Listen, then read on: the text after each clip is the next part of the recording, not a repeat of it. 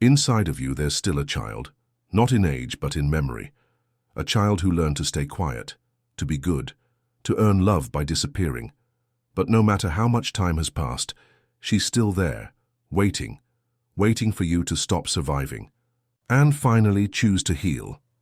Carl Jung believed that the first truth of transformation is this: you cannot become whole by abandoning the part of you that needed love the most. And if that sentence hits something inside you, it's not by accident. This video is not just information, it's a turning point.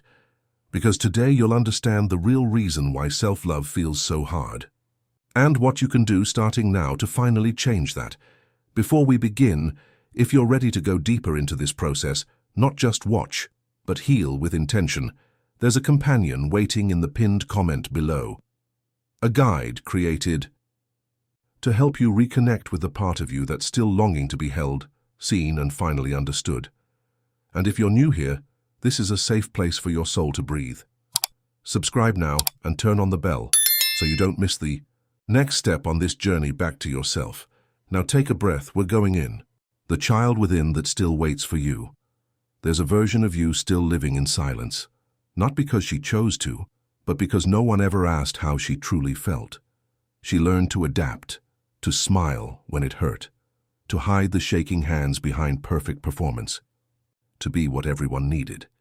And in the process, she slowly disappeared. Carl Jung called this forgotten version the inner child, a living imprint of everything we once were before the world taught us who we had to become. And even if we don't, see her, she speaks. She speaks in the way we struggle to trust, in the fear we feel when someone gets too close, in the patterns we repeat, even when we swore we wouldn't. We think we've moved on. We think time heals. But time does not. Heal what we've buried alive. That ache in your chest when you're ignored. That panic when someone walks away. That voice whispering, "You're not enough, that's not you, that's her." And she's still waiting to be heard. As children, we don't just receive love. We learn what we have to do to keep it. And if love came with conditions, if we had to earn approval or suppress emotions to be accepted, then love became a transaction. One where your truth was the price. And so you learn to trade authenticity for safety. That's where it begins. You began performing instead of expressing. You began tolerating instead of speaking. You began pleasing instead of choosing. And now as an adult you wonder, why do I keep ending up in the same kind of relationships? Why do I feel invisible when I'm trying so hard to be loved? Why does joy feel foreign and exhaustion feel familiar?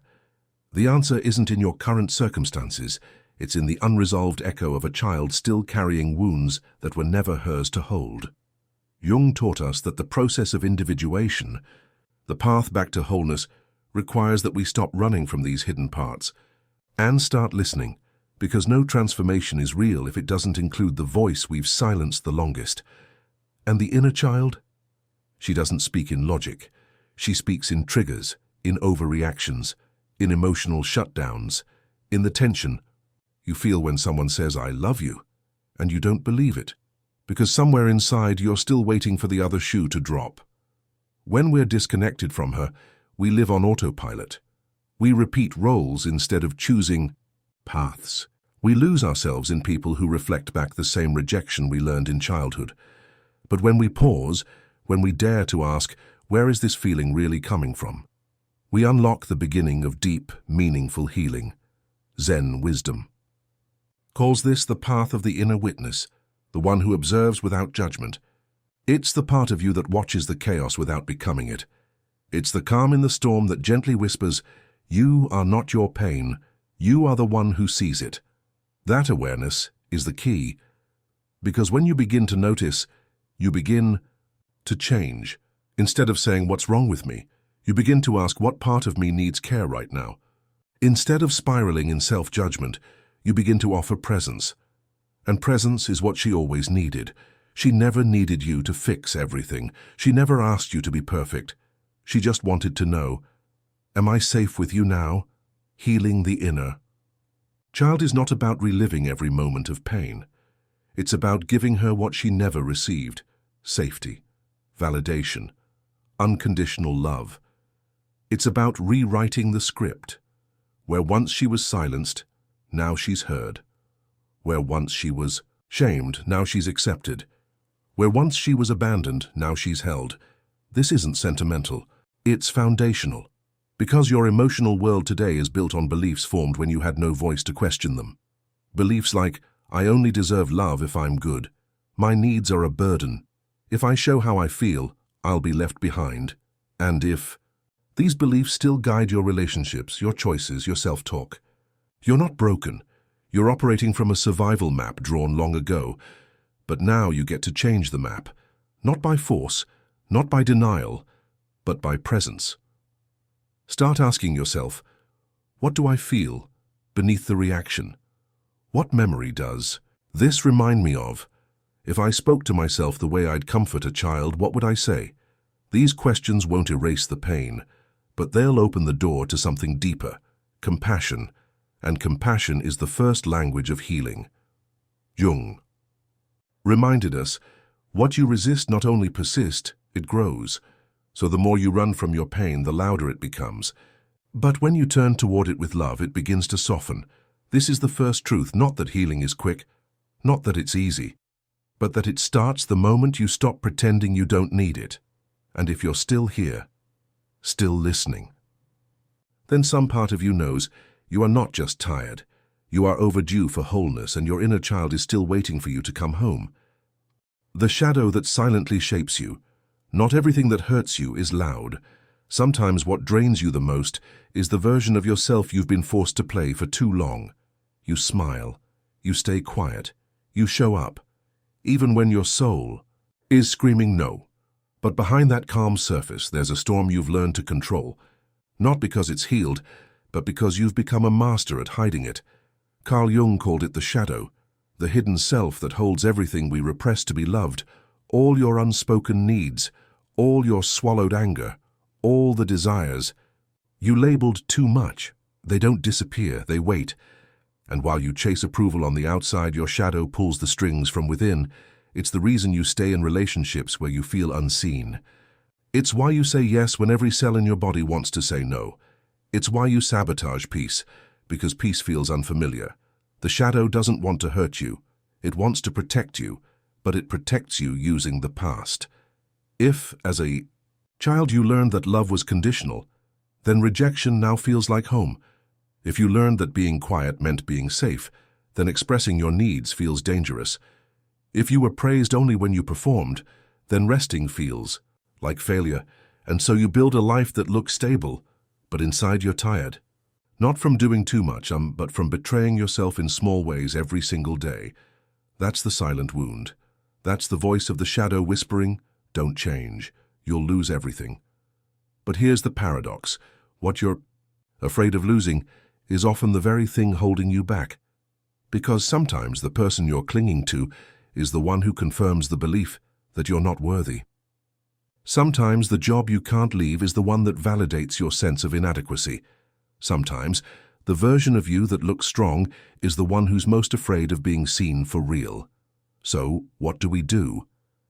We begin with a single act of rebellion.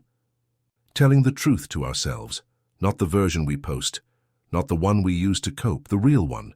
The one that says, I'm exhausted from pretending. I've accepted less than I deserve because I didn't believe I could have more. I've abandoned myself just to feel temporarily chosen. These aren't confessions of weakness. They're declarations of awakening, because once you admit the truth, you can no longer settle for the lie. This is where the real work begins. Not with motivation, not with positivity, but with honesty. When you start telling yourself the truth, the shadow loses power, because it only thrives in silence. It only grows when you look away. But the moment you say, no more, you begin reclaiming every part of yourself you gave away to survive. You stop over-explaining. You stop begging for love in places that only know how to take. You stop diluting your truth just to make others comfortable. And in that space, something new is born. Self-respect, not the kind that demands, not the kind that performs, but the quiet kind. The kind that whispers, I matter even when no one sees it. This is what healing looks like. It's not pretty. It's not always graceful, but it's real. It's standing in the mirror after crying and still choosing to show up. It's walking away from what once felt like everything, because now it feels like too little. It's feeling the fear and doing it anyway, because you finally realized that staying small doesn't keep you safe. It just keeps you stuck, and there's a cost to that. A cost your soul no longer wants to pay. You weren't born to perform for love. You were born to be love, to know peace, not just chase it. To speak your truth, not bury it. But to get there, you must confront the part of you that still believes suffering is required to belong. That's your shadow's final trick, convincing you that the pain you know is safer than the joy you've never tasted. But joy is not a betrayal of your past. It's the evidence that you survived it. Carl Jung said, "Until you make the unconscious conscious, it will direct your life, and you will call it fate." So let's call it what it is. Not fate, not personality, not just how I am, but protection that's no longer needed. Now you're allowed to want more. Now you're allowed to stop explaining your boundaries. Now you're allowed to disappoint people who only loved your compliance, because this is what love looks like now.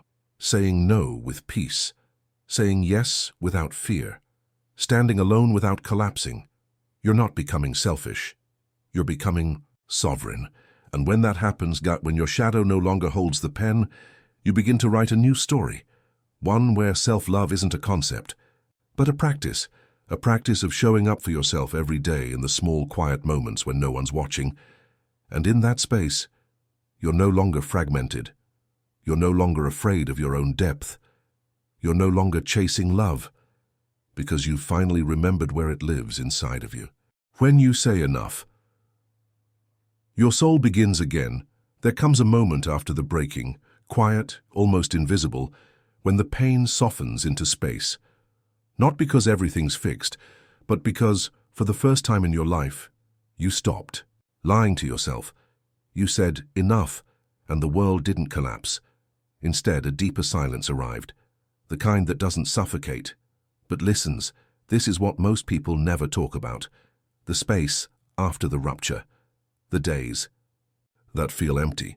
The nights where you don't know who you are anymore without the version of you that was built to survive. It's not failure, it's transition.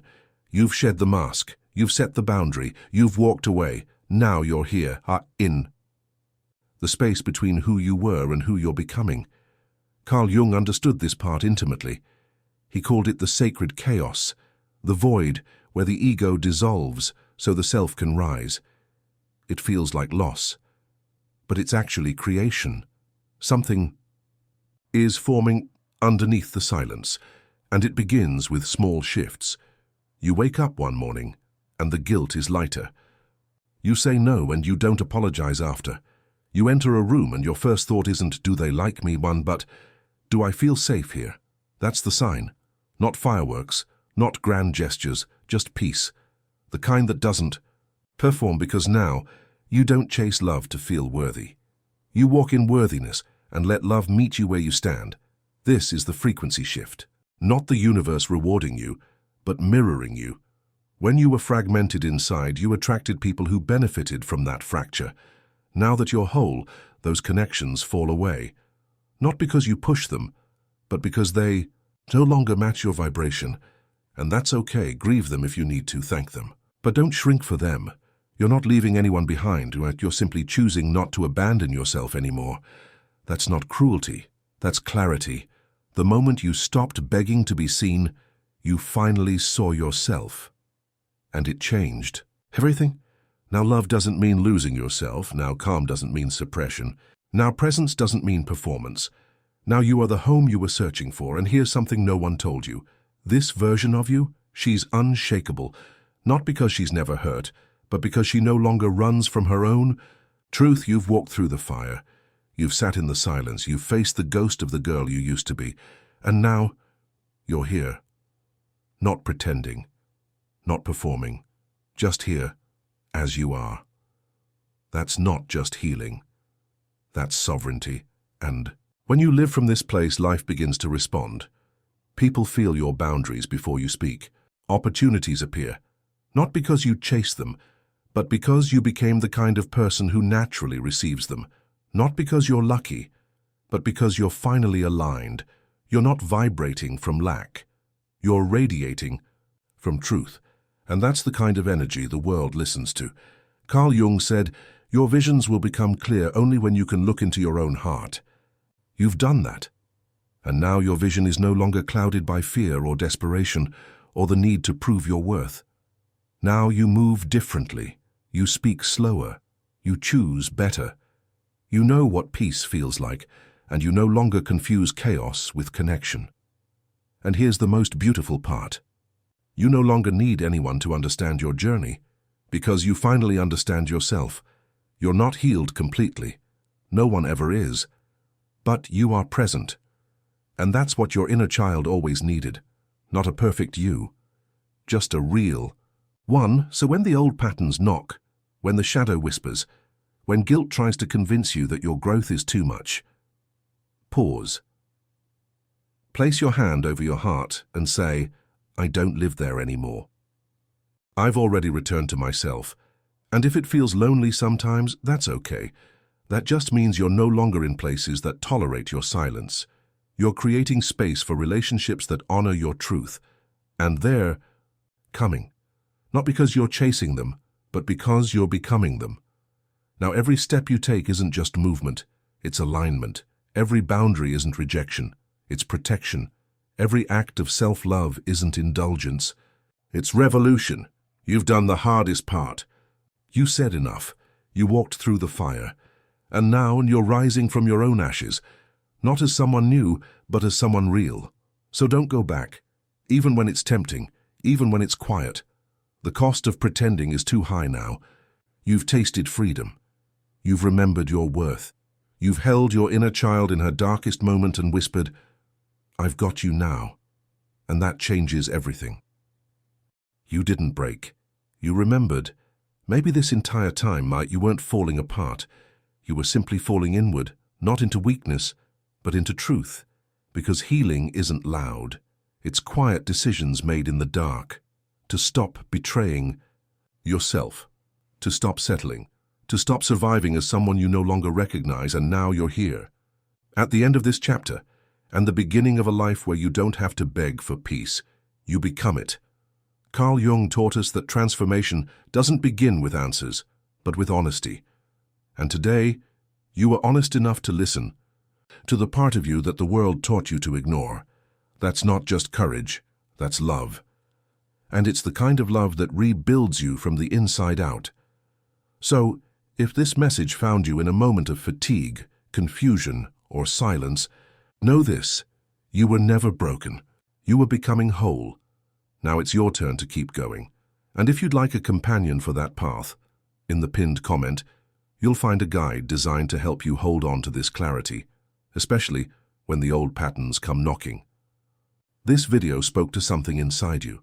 I invite you to subscribe, not just to receive more content, but to stay connected to yourself through every step of this journey. And now, before you go, I want to ask you one thing. What would your inner child say? If she saw the version of you that exists today, write it in the comments. Let her speak, because this isn't just a video, it's a mirror. And sometimes all we need is one clear reflection to remember that we've been enough all along.